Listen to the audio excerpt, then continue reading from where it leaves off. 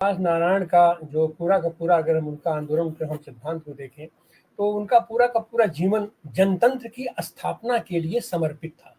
चाहे वो स्वाधीनता आंदोलन रहा हो, चाहे स्वाधीन भारत में रहा हो, या देश के बाहर भी रहा हो। जयप्रकाश नारायण एक बात बार बार कहा करते थे कि लोकतंत्र की रक्षा के लिए सतत आंदोलन करना होगा। एक बार जनतंत्र स्थापित हो गया तो हम अपना कंबल तान के सो जाएं, ऐसे काम नहीं चलेगा। और जनतंत्र किसी एक जगह से नखलिस्तान बना करके कि हम तो नहीं रह सकते। अपने आसपास के परिवेश को भी हमको जनतांत्रिक, वहां पर भी ये जनतांत्रिक व्यवस्था को ढूंढनी होगी। इसी के चलते उनका जहां कहीं भी जितनी उनकी क्षमता हो अपना हुआ करती थी, चाहे बांग्लादेश हो, चाहे नेपाल हो, या अपने पूरी हिमालयन क्षेत्र हो, या आसपास के देशों के लिए भी वो हमेशा चिंतित रहा करते थे। और भारत में भी जब जनतंत्र एकदम खतरे में पड़ गया तो उन्होंने अपनी उम्र का लिहाज न करते हुए भी वो नौजवानों के बीच उनका नेतृत्व करने के लिए उभर आए। तो आज की तारीख में जब उसी जयप्रकाश नारायण की याद में लखनऊ में एक समाजवादी वो सेंटर बनाने की वहां कोशिश हो रही थी, उसको इन्होंने रोक दिया, ये भारतीय जनता पार्टी ने। और आज तो हद ये हो गई कि उस पर पिछले साल भी अखिलेश यादव को हम माल्यार्पण करने से रोका गया, और इस बार तो हद हो गया, पूरा लखनऊ सील कर दिया गया है। अखिलेश यादव के मकान, मैंने ये जौनपुर भर के जितने बैरिकेड्स हैं वो सब लगा दिए हैं, अखिलेश यादव के आवास के किनारे अगल बगल लगा दिए हैं। तो ऐसी हालत में जयप्रकाश नारायण को आज आप कैसे देख रहे हैं प्रोफेसर आनंद जी? और अगर ये लोग कहते हैं कि जयप्रकाश नारायण का आंदोलन तो कांग्रेस के खिलाफ था, इनको कौन समझाए कि जयप्रकाश नारायण का आंदोलन जनतंत्र के पक्ष में था, तानाशाही के खिलाफ था। और तानाशाही की प्रतिच्छवि जब उन्होंने देखी अपने पुत्री समान जो उनके गोद में खेली थी इंदिरा गांधी, तो उसके खिलाफ भी वो तन करके खड़े हो गए। ऐसी हालत में आप ये जयप्रकाश नारायण की यात्रा को आप कैसे देखते हैं प्रोफेसर आनंद कुमार? हम लोग आज आपकी मदद से लोकनायक जयप्रकाश नारायण की जन्मतिथि पर उनका स्मरण कर रहे हैं। ये अपने आप में बहुत उत्साहवर्धक बात है, क्योंकि जो समाज अपने आदर्शों का, अपने नायकों का स्मरण रखता है, वो हर संकट को पार करने की क्षमता रखता है। जयप्रकाश जी का भारत में जो योगदान था उसको आप और हम सब जानते हैं। लेकिन अगर आप नेपाल जाइए तो नेपाल के लोग अपने राष्ट्र निर्माण की यात्रा में, लोकतंत्र की यात्रा में, राणाशाही से मुक्ति की यात्रा में जयप्रकाश नारायण को एक संरक्षक के तौर पर याद करते हैं। उनको याद है कि किस तरह से नेपाली कांग्रेस के गठन से लेकर नेपाल में राणाशाही के खिलाफ, उसके बाद एक दलीय शासन के खिलाफ एक बगावत हुई, जिसमें बीपी कोइराला, गणेश मान सिंह, कृष्ण प्रसाद भट्टराई जैसे लोगों को पहले नेपाल की जेलों में सताया गया। फिर जब वो भारत में शरण के लिए आए तो उनका मार्गदर्शन जयप्रकाश जी ने किया।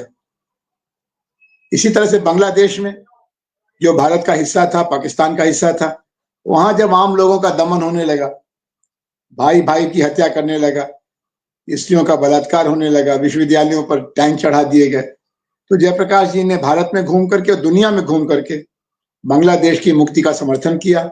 और बांग्लादेश के इतिहास में जयप्रकाश जी का योगदान एक मार्गदर्शक का योगदान माना जाता है। नेपाल और बांग्लादेश के लोग भारत के लोगों की तरह से जयप्रकाश नारायण को लोकतंत्र का प्रतीक मानते हैं और आजादी का प्रतीक मानते हैं। आज जो लखनऊ में हुआ, ये बेहद कायराना हरकत है। ये नारा बहुत साफ हो गया कि जब पुलिस हमसे डरती है, जब सरकार हमसे डरती है, तो पुलिस को आगे करती है। जयप्रकाश नारायण जी के स्मृति में बने संग्रहालय में जयप्रकाश नारायण जी की जन्मतिथि पर उनकी मूर्ति पर 4 फूल चढ़ाने से आपकी कुर्सी अगर डगमगाने लगी है तो आप अपनी कुर्सी को मजबूत करिए। अपने विरोधियों को दमन करने से आपकी कुर्सी मजबूत नहीं होगी। और अभी तो जो परिस्थितियां देश में हैं, उसमें सचमुच जयप्रकाश नारायण का एक तरह से नया प्रकाश लेने की जरूरत है। किसी से कोई व्यक्तिगत विरोध नहीं था जयप्रकाश जी का।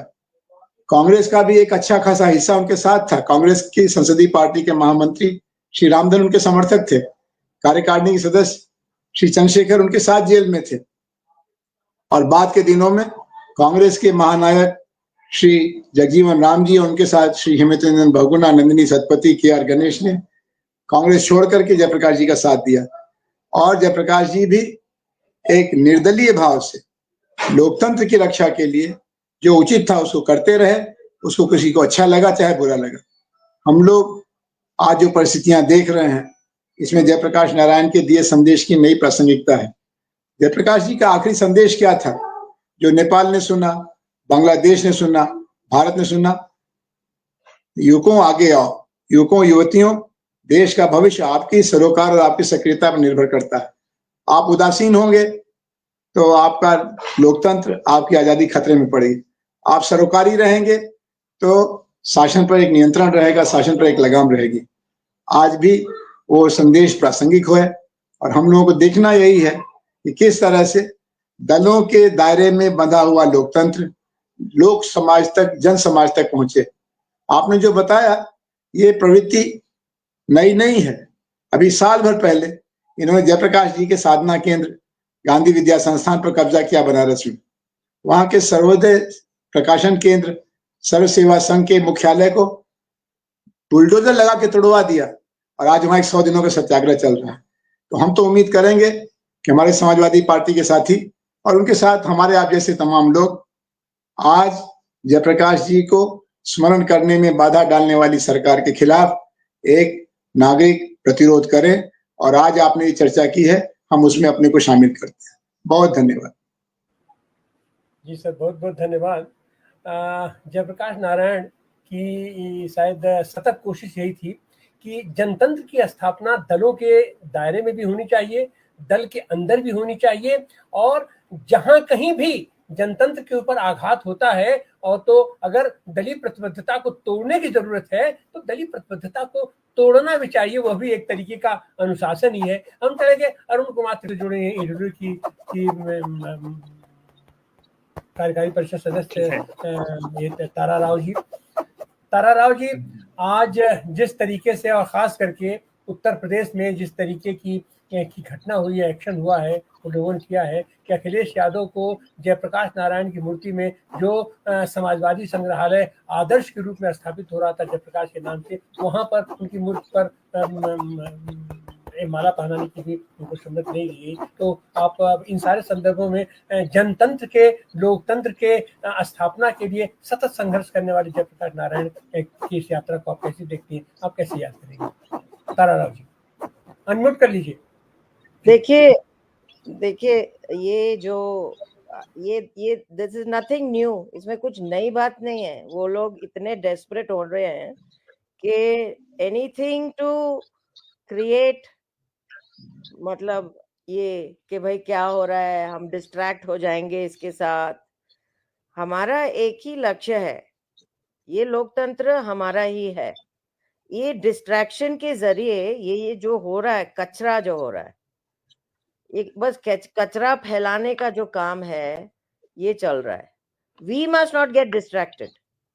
ये हमारा जो लोकतंत्र का काम है, जो हमारे इलेक्शन से शुरू हुआ है, इनको भी मैसेज मिल गया है कि लोग बदल रहे हैं, लोगों का वो भी है, पर हमारा जो कैंपेन का मकसद है वो भी नहीं डिस्ट्रैक्ट होना चाहिए। ये जहां अभी यूपी में होगा, फिर कल झारखंड में होगा, फिर महाराष्ट्र में कुछ कुछ करेंगे, ये सब हो रहा है। एंड द सिस्टम जो उसके सामने वो कुछ कर नहीं पा रहा है, it is always getting defeated. ये दैट इज आवर प्रॉब्लम। ये जो अभी हरियाणा में हुआ है, यू में से हाँ भाई हरियाणा में सबने कहा था कांग्रेस जीतेगी। अरे कांग्रेस में भी इतनी खामियां है नहीं, Congress also has a problem. हमारा जो सिस्टम है, we have to look at our system. वो वी स्पेंड, हम ज्यादा टाइम गुजारते हैं वो क्या कर रहे हैं, वो क्या करेंगे, कैसे करेंगे। अरे पर हमारा जो है मकसद वो है हम कैसे तैयार हो रहे हैं। ये इसमें कम फोकस लेकर अभी